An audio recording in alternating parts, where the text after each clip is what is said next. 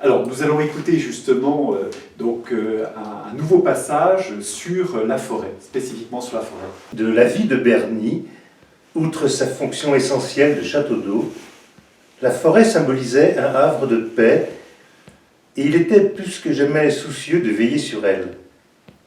Refusant la pratique courante consistant à déboiser pour reboiser, et à ses yeux signifiant déshabiller Pierre pour mal fagoter Paul, il éclaircissait, élaguait, abattait les arbres morts, le replantait dans le couvert existant, bon an mal an, quelques centaines de sillons, des feuillus principalement, afin de régénérer la futaie, car un nombre considérable de cépées subissaient les prédations répétées des cervidés. Il avait conscience que donner naissance à de nouveaux sujets revenait à prêter voix au silence.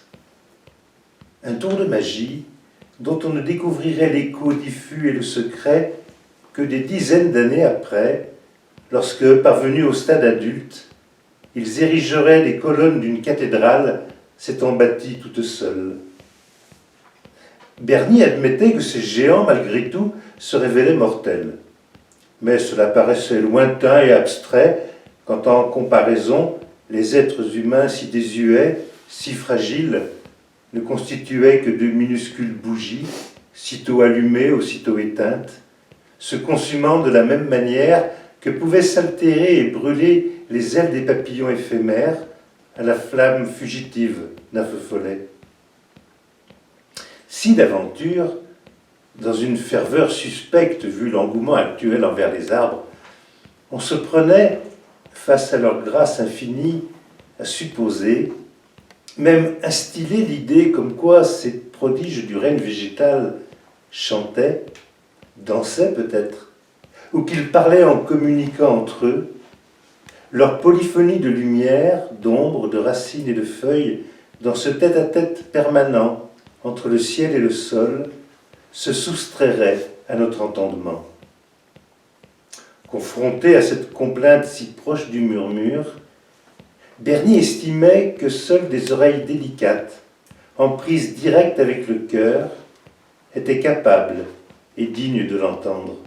La température remonta d'un cran, et la neige si douce depuis le ciel, si dure, sitôt chue à terre, survint comme une seconde peau.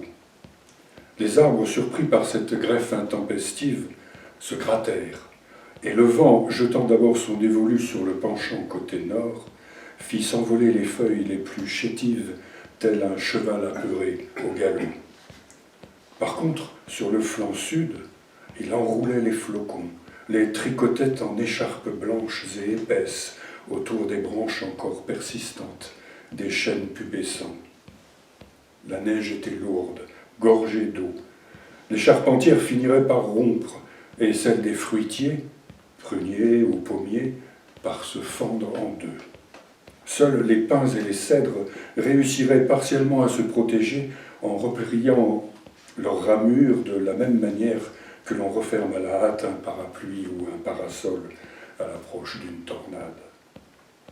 La poudreuse rendue compacte se déploya en rampant sur le dos aplati des champs qui jouxtaient la ferme.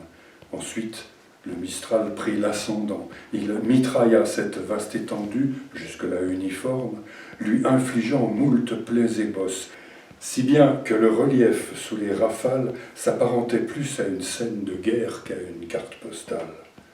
La nuit entreprenait bien de saupoudrer de noir toute cette farine boursouflée, mais en vain, tant le paysage virait au blanc. Le lendemain, 6 décembre, Berny ne risquait pas d'en oublier la date. Des tourbillons cernèrent en continu, puis disloquèrent. L'énorme masse épandue dans des lambeaux blafards se détachait en claquant pire que des draps suspendus à un étendoir.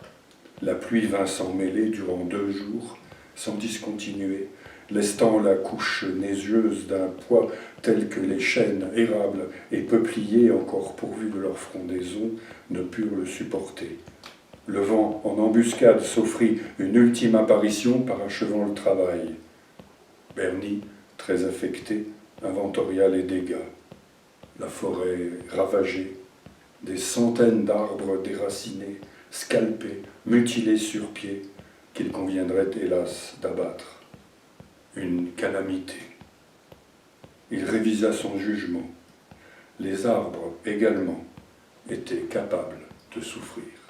2 pages successives donc, tirées du roman Tordre la douleur, portant sur la forêt, la deuxième tout particulièrement sur la tempête, dont on a parlé il y a quelques instants.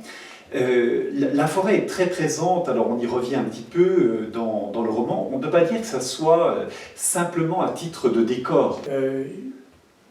C'est un peu comme quand on me dit vous écrivez sur la nature. Non, j'écris pas sur la nature, j'écris dans la nature.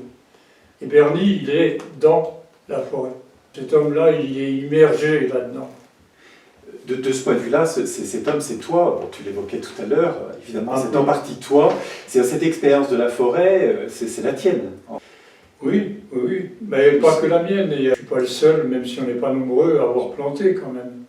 La forêt, bon, je comprends que ça t'intéresse du point de vue de l'écriture, parce que bon, on peut donner libre cours à la poésie, mais bon, il ne faudrait pas que la forêt cache l'arbre.